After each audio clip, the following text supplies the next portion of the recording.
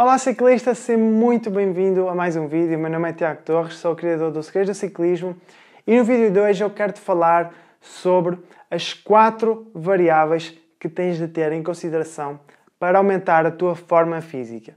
Todo ciclista quer aumentar a sua forma física. Isso é uma coisa inerente a qualquer atleta, seja ele amador, seja ele federado de competição. Seja mesmo aquela pessoa que não faz competição, mas gosta de estar em forma e de sentir-se melhor e de sentir que está a progredir. Existem 4 variáveis que são muito importantes na forma física do atleta. Então, quando tu queres estar em forma, tens de ter em consideração estas 4 variáveis e é com estas 4 variáveis que tu vais jogar a forma com que vais treinar mais ou treinar menos, ou competir mais ou competir menos. Pode parecer meio confuso agora, mas as coisas à medida que eu te for explicando vão ficando mais fáceis. Então, fica por aí. A primeira variável é a condição física. A condição física nada mais é do que a conjugação entre o quão bem treinado eu estou, ok? Ou quão apto eu estou em todas as capacidades físicas, seja a força, a resistência, a velocidade, mais a minha composição corporal, ou quão a minha percentagem de massa gorda e a minha composição corporal está ajustada àquilo que eu quero realizar com esse treino que eu estou a fazer. Então, o treino e a antropometria andam sempre juntas e vão formar a nossa condição física. Portanto, a primeira variável é a condição física. Se tu queres aumentar a tua forma física, tens que melhorar a condição física, portanto tens que melhorar os processos de treino, tens que ajustar os métodos de treino para que possas, obviamente, estar numa condição física mais elevada, ok? Esse é o primeiro ponto.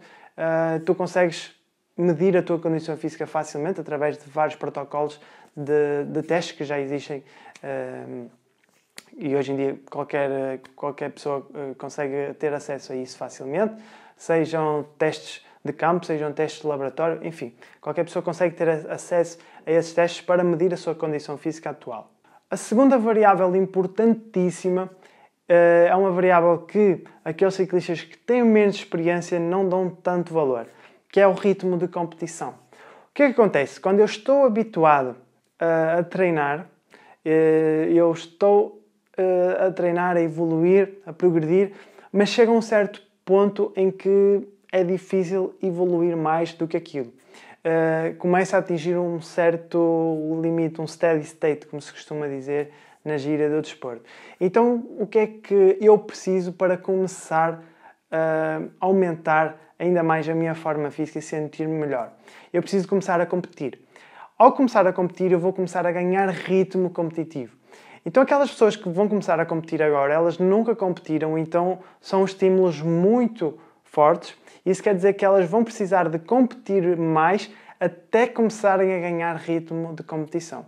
Já aquelas pessoas que já fizeram competição por exemplo, no ano anterior, ou tiveram alguns meses sem competir, mas fazem competição regular, essas pessoas já não vão precisar de fazer tantos dias de competição para atingir um bom ritmo competitivo. Porquê? Porque essas pessoas já estão adaptadas a esses estímulos e, embora tenham ficado muito tempo paradas, conseguem mais facilmente, ao fim de 5, 6, 7 dias de competição, já estão com o ritmo 5 estrelas e já conseguem naturalmente fazer as suas atividades numa prova sem grande esforço. Quer dizer, sem grande esforço é sempre subjetivo, não é? Mas pronto, com uma clara e nítida forma física acima da média. No entanto, o ritmo competitivo a mais também é prejudicial.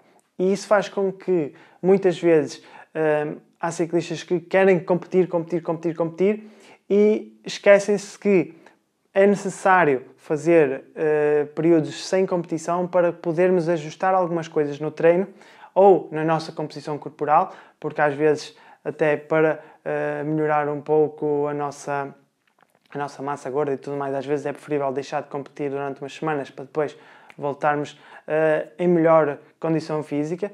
E então é importante ajustar isso, é importante eu ganhar ritmo de competição, é importante eu ficar com a minha forma física mais alta, mas também é importante eu saber o momento a partir do qual eu tenho que diminuir os dias de competição e trabalhar outras coisas. E é aqui que vai entrar a terceira variável, que é uma variável muito importante, que é a frescura física. O que é que acontece? Quando eu começo a perder frescura física, eu começo a ter dificuldade em treinar intenso, eu começo a ter dificuldade nas competições, o pulso não sobe, as pernas ficam inchadas, ficam duras, eu tenho dificuldade em conseguir aplicar carga. Isso significa que eu estou com pouca frescura física. E é muito importante que nós, quando queremos aumentar a nossa forma física, temos muito aquela tendência de eu tenho que treinar mais para melhorar, eu tenho que treinar mais para melhorar. Mas às vezes funciona ao contrário. Ou seja, de tanto treinar, eu começo a perder frescura física e o meu corpo começa, logicamente, a ressentir-se e não consegue recuperar o suficiente para conseguir manter os treinos elevados ou então para competir. E o que é necessário termos em conta? É necessário mantermos a frescura sempre bem cimentada. Quando eu quero aplicar cargas intensas, eu tenho que ter um mínimo de frescura física para iniciar essas cargas intensas, para conseguir aplicar a intensidade certa. Porque o que é que acontece? Se eu começo a acumular muitas cargas seguidas, eu começo a diminuir a minha frescura física e então eu não consigo aplicar cargas tão intensas. Então, dependendo do tipo de trabalho que eu quero fazer, se eu quero desenvolver um trabalho de potências muito altas, eu tenho que estar constantemente com a minha frescura física bastante cimentada. Se eu sou um sprinter, quero constantemente trabalhar o sprinter, tenho que ter frescura física em muitas das situações para poder aplicar essas cargas. Se eu já sou um ciclista mais, por exemplo, de provas de mais longa distância, já não preciso de ter tanta frescura física porque consigo trabalhar um pouco sobre fadiga. Mas também é importante, logicamente, nós de vez em quando recuperarmos para podermos aplicar novas cargas. Então, a frescura está muito ligada também à quarta variável. Elas quase que funcionam como uma única só, mas elas têm algumas diferenças. E a quarta variável, logicamente, é a fadiga. Precisamente quando eu começo a ter demasiado treino, começo a ter demasiada competição, eu começo a entrar em fadiga. Isso é um processo normal e natural. À medida que a temporada vai se desenrolando, vou começando a acumular dias de competição e, logicamente, começo a acumular mais fadiga. Isso faz com que eu tenha que, naturalmente, provocar mais à frente um período de recuperação mais longo para que o corpo tenha capacidade para, de certa forma, recuperar tudo aquilo que ficou acumulado e no ano a seguir estar melhor. Então, qual é a diferença entre a frescura física e a fadiga? Eu diria que a frescura física tem mais a ver com a frescura momentânea, ou seja, aquela fadiga de curta duração em que eu acumulo um pouco de fadiga, mas rapidamente a posso recuperar novamente para aplicar uma carga mais intensa. Enquanto que a fadiga a que eu me refiro aqui é uma fadiga mais cumulativa, ou seja, é aquela fadiga que se vai acumulando ao longo do ano, ao longo das provas, ao longo dos quilómetros, ao longo de vários dias com treinos acumulados, em que aí sim eu começo a notar uma fadiga mais generalizada, maior dificuldade em dormir, eu começo a sentir-me desmotivado até para ir treinar, tenho mais dificuldade em manter a concentração.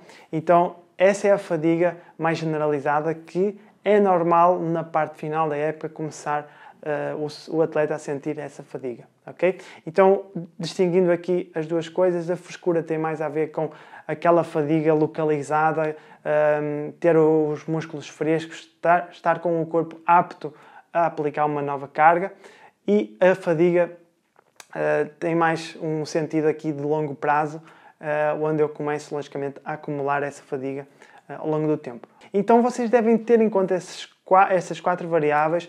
É muito importante que vocês saibam gerir todas elas para que não entrem em overtraining ou, pelo contrário, não explorem todo o potencial daquilo que vocês podem obter em competição, ok? Se quiserem receber mais dicas sobre como podem treinar a resistência, como podem treinar as várias capacidades físicas, deem uma vista de olhos no site segredodociclismo.com. Tem lá os e-books que vocês podem descarregar para saberem um pouco mais sobre isso, como podem melhorar essas capacidades físicas. E se queres receber todas as novidades aqui do canal do YouTube, já sabes, é só te inscreveres aqui.